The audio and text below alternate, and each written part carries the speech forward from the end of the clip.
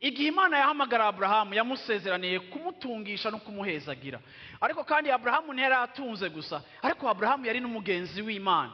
Igihe Imana yahamagara Mose, uravyumva, ikamuhamagara gutwara ubwoko bwayo, Mose agasohokana ubwoko bwayo.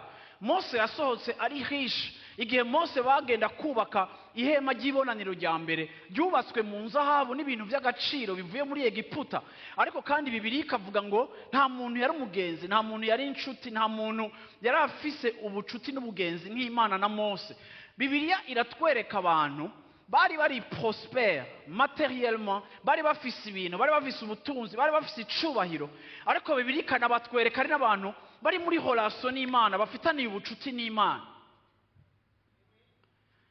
Ntaco bitwara, ntaco vyonona gutera imbere ukaba umunyamugisha, ariko kandi ukaba ufitaniye ubucuti n'Imana. Avantage y'umuntu ateye imbere afitaniye ubucuti n'Imana nuko arapermeta yuko Imana ikontrole ivyo afise.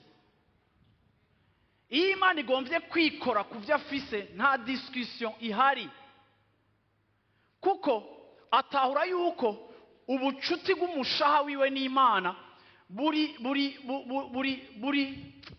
buri précieux, nibwo bw'agaciro kurusha ico Imana yomusaba canke yomutwara.